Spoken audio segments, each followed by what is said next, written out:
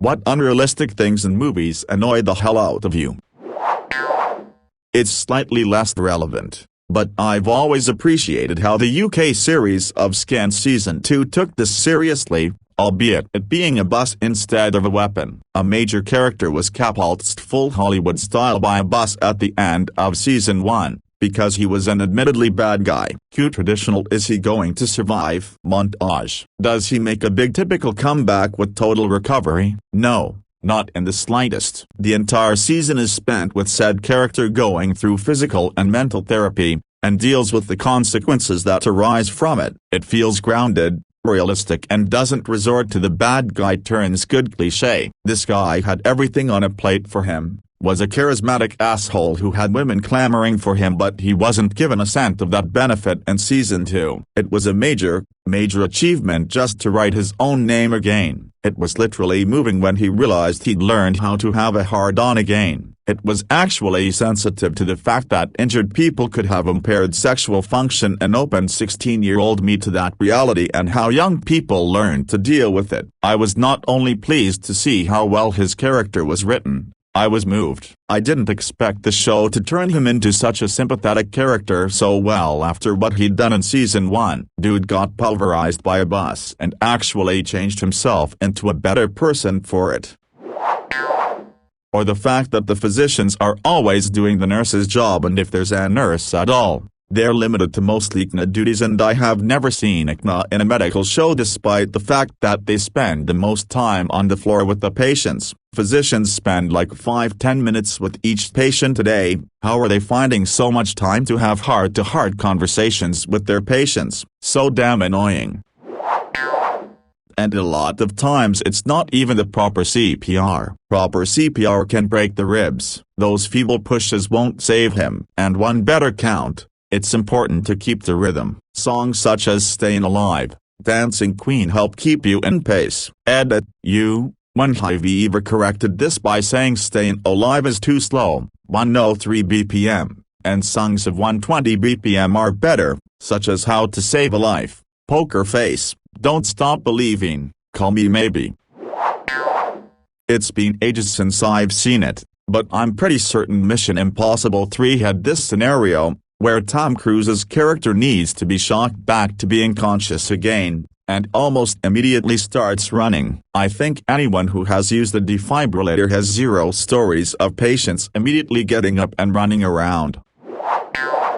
Ditto Eddie Brock and Venom being as jacked as he is and living in a decent-sized apartment despite supposedly being broke and barely scraping by. How does he afford the food needed to get that big? Does he have a gym membership? How does he afford such a big place when he just sells the occasional picture to newspapers if he's lucky? Him is the perfect example. Barney can obviously afford his place, but in the beginning, Ted is a new architect, which barely makes anything. Marshall hasn't even finished school and doesn't have a job. And Lily is a kindergarten teacher. How TF do they afford that massive NYC apartment, and to drink every night? Remember in Married with Children that Al Bundy supported a family of 4 while working for less than minimum wage, and they lived in a beautiful 2-story house in a nice neighborhood. That wasn't at all suspicious to people in the 1980s. Imagine watching that as a millennial working 2x jobs to make just enough money to rent 1 bedroom in that same house. It kind of undermines the humor of the show, which is otherwise legendary. IT/scientific characters speaking in ridiculous random technobabble. Can we trace the suspect's phone? Well, that depends on if he's using a digital heterostatic uplink mobile framework. Then we can run a geomagnetic diode bypass on his coaxial mainframe catalyst junction. Unless he's using an analog repeater on his saw-to-pulse relay. God fucking damn IT kid. Give me a plain fucking answer in fucking English. Keep him online, we'll try our best, okay? People order food or drink in a bar then storm out without touching their order. I don't care what you said, I'm finishing my dinner. Yes, I know why they do this. Props and continuity over retakes and different angles. But if you can't do it, write the scene to have people sipping their after-dinner coffee when the crucial bit is reached. literally all lack of communication in movies. It drives me crazy, all the made-up relationship drama because nobody talks like normal human beings. Should I mention to my wife that her sister has repeatedly tried to kiss me while visiting? Nah, I will stay quiet about until my wife sees. Wife sees. Should I tell my husband that I saw him kissing my sister? Nah, I will just do something stupid and never communicate why. Husband mad. Should I ask my wife why she is acting this way? Should I communicate my thoughts and feelings? Nah, I will also do something stupid. Scientists looking at pictures/diagrams of DNA while talking about genetic stuff. I studied genetics. The genetic code is a long and a boring string of 4 letters continuously repeating themselves. You browse them, copy-paste into a huge file and try to find your target region via Ctrl+F and even more copy-paste. It definitely is not as cool as it is shown, and those diagrams aren't used anymore after high school textbooks. Yup. Just once I'd love to see a UI for Genius or something on screen with the endless row of text and histogram of match % for fluorescence. NGL. My lock screen in my work computer is a screenshot of a 3D chimera model of a chitinase enzyme. It fits right into this cliché aesthetic of on-screen sciencing. Computers doing a pretty up sound every time a line of the text appears on screen. That also happens in TV shows like CSI, NCIS, Criminal Minds and others. Why? Computers never did that outside cartoons. Apparently Hollywood thinks that Mexico wouldn't look like Mexico if they didn't put an orange filter all over the scene. Cops saying and writing that there's blood on the wall or the floor or wherever the first time they go to a crime scene. Number. What you see is a red substance. A real cop could get in trouble for assuming those kinds of stuff.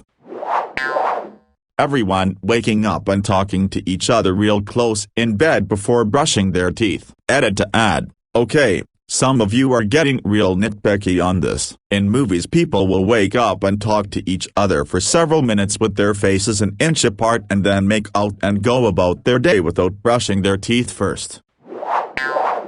Post-sex scene and they still have underwear on. WTF. It happens all the time. Have women stopped taking bras off during sex? 2. Plot lines that develop because of not explaining things or passing on relevant information. 3. The hero stopping to help someone else while their family is escaping, fleeing, and a family member dies or is injured. If your family is in danger, save them and leave other people to fend for themselves. FFS. Guys throwing rocks at the window in the middle of the night only to have the girl then sneak out the window, climb down the drain pipe and jump a tree branch, and be back before daylight and nobody would notice. I'm sorry, but if I did that as a teenager my old man would have given me an ass whopping, either called the cops or grabbed a machete he kept beside the bed. How drowning is portrayed. Not only is it inaccurate, it's dangerous because people don't know what to expect. It's not all loud and obvious. If a drowning person is struggling to breathe, they certainly can't scream. Also, don't just swim up to a drowning person. They will grab anything floating to stay afloat. Even you. Approach from behind or with a flotation device between the two of you. Also, despite coughing up water, the person is not fine despite what movies portray. Any residual water can cause them to drown hours later. Dry drowning. Always get them medical attention after you get them out if the water bomb is counting down to explosion. The hero is looking at it, sweating. He's got to decide which wire to cut. Is it blue? Is it green? Or is it yellow? He's being yelled at. He's being told to run. Forget about it. It's gonna blow. Like the hero he is, he stays. 10 seconds on the clock now. He randomly decides to cut the blue wire. He cuts it with 2 seconds on the clock. He grimaces and turns his head away, like that's going to save him if the bomb goes off. A beeping sound, then silence. Our hero looks at the defused bomb. 1 second left. He lets out a huge sigh, then stands up and puts his hands in the air to let everyone know of his victory. Cheers and applause all around. Happens every fucking time. The nerd stereotype that has glasses and talks weird and has braces and is dressed like an idiot because everyone knows that all nerds are the same. Same thing for women as some older movies. They're all the same. All women have long hair. All women dress in dresses and short skirts, all women have big boobs. Sometimes they even go as further to make them those creatures that all they want is sex, money and attention. English is my second language, so please don't mind my shitty writing. Horror movies using Satanism. I'm not a Satanist myself, but I have spent hours of research on it. They show Satanism as bad and evil when it's definitely not. Satan is seen as a symbol of self-love, like how a unicorn can symbolize freedom. Satanists wouldn't hurt anyone, if not necessarily especially kids. They will not hurt kids at all. I could continue explaining, but I'm pretty sure you all get what I mean. CPR. Chest compressions. They are almost always doing it too slow and their arms are always bent. If your arms are bent instead of straight with locked elbows, then you aren't putting enough force into it. You need to press hard for that kind of thing. I don't expect actors to do go all out cues that can hurt the person they're doing it on, but every time their arms are bent, I am fully removed from the scene.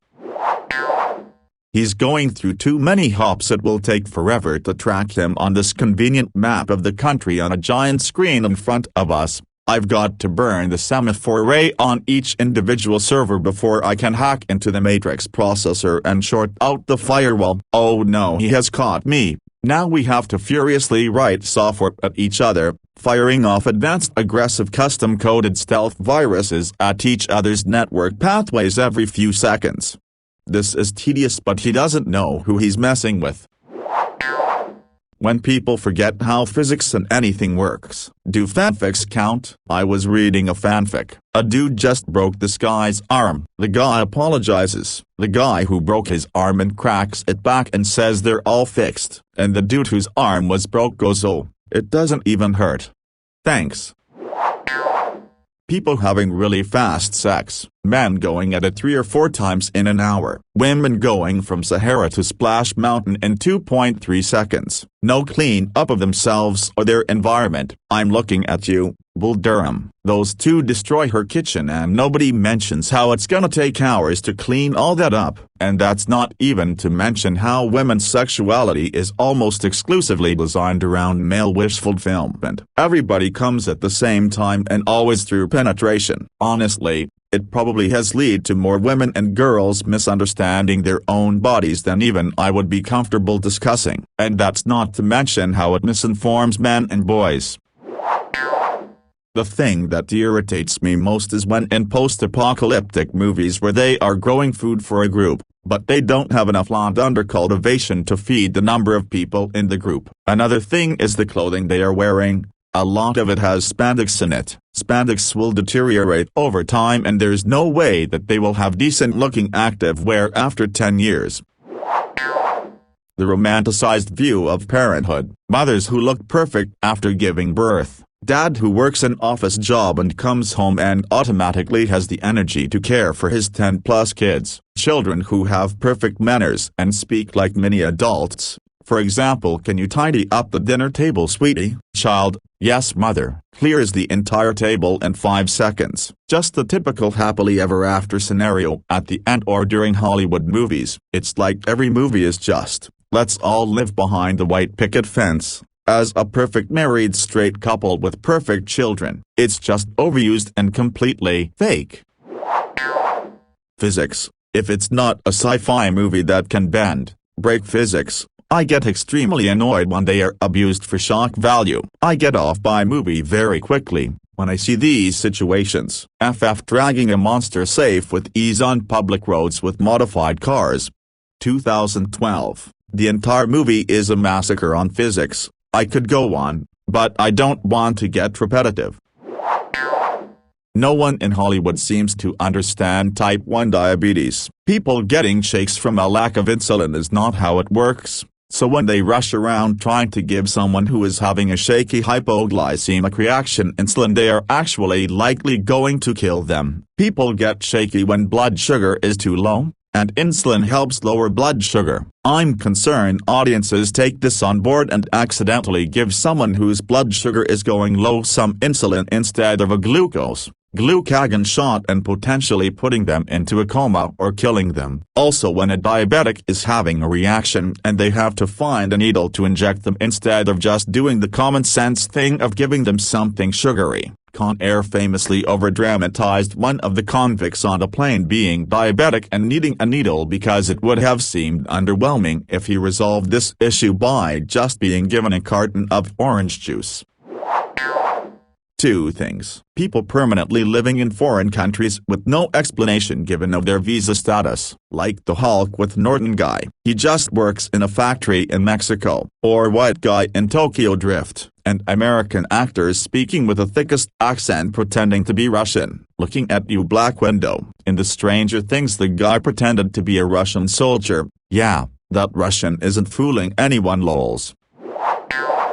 People who make movies never seem to understand a fucking thing about firearms. The incessant shuffling, clattering noise anytime a gun is moved. That pisses me off. Editing and unrealistic shit about guns. There was one scene in Westworld where the person was firing a lever-action rifle but the shells were ejecting automatically as if it were a semi-auto. Not only that, they were ejecting out the left side of a rifle that should eject out the top. Why producers feel the need to edit shit like that is beyond me. It's like an advanced case of willful ignorance and it pisses me off. Orbital mechanics, or the lack thereof. Things maneuver like shopping carts full of bricks in space, not fighter jets. You don't just point your nose at something and hit go to get there. You don't stop dead as soon as the engines turn off. You can't decelerate without turning around or having engines just as big on both ends of your ship. Wings don't do anything in space. You don't need to constantly burn fuel to maintain orbit, unless you're inside the atmosphere. Communications over long distances are not instantaneous. Visual contact is unlikely and unnecessary for fighting in space. The pressure differential between a ship and space is not big enough for explosive decompression. It's just a regular decompression. Space is cold, but heat is very hard to get rid of in space, so any heat your ship generates needs huge radiators to get rid of. As someone who has given CPR when I was very young, I thought, hey, if I do this right, he'll jolt awake. People don't wake up until a defibrillator shows up, and the misconception does cause people to give up too soon, or stop when they see the person gasping, which is a sign you're doing it right. Not everyone will have the guidance of someone on a 911 call, and not everyone goes through correct training and will naturally copy a movie if they don't know better. People constantly recocking their guns, unless it's something like a pump-action shotgun or a single-action revolver. This only needs to be done one time, but in the movies, every time somebody with a gun rounds a corner or enters a new room, it's slack. Sometimes it happens just from moving the gun, as if the pieces are not tightly fitted. So dumb. Crawling around in ventilation ducts, they're never that clean. And in movies you can crawl from one side of the building to the other without making a sound. Unless of course, the movie calls for the bad guy to suddenly hear you up there so he can shoot a dozen times and miss. And just when it's obvious the next shot is gonna get you, but the other henchman calls him away, he kinda hesitates, then walks away. Assuming you don't mean naturally, if I were a cartoon, steam would come out to my ears level of infuriating things like The Last Samurai or The Prince of Egypt being a white dude. One of my top 10 annoyances is movie people living on takeout, good, high-priced takeout, every day. Like, how the hell do you afford that on normal people's salaries? That's almost as annoying as baristas and waiters being able to afford 2-bedroom apartments in a big city like New York. Dude. What are the screenwriters on? Another is the zero phone etiquette thing. No hello, no goodbye. 1 minute they're talking, the next second they see, hear or remember something, and bam, they hang up with no word of explanation. And yet the person who they were talking to on the phone neither gets angry nor do they worry that something bad might have happened. Or how about gunshot to the meaty part of the body, such as buttocks, arm, or shoulders being treated as easy to heal, no bad consequences thing you never can die from, when in reality you'd need months and months of physiotherapy so you can regain some, not all, range of motion again. But no, movie people are back at a 100% in a week or two, with full range motion and no uncomfortableness. But I suppose nothing tops the levels of annoyance for me, like someone being brought back from the brink of death, be it via disgusting unrealistic CPR or something else, and then immediately being able to get back to Olympic levels of badass physical activity.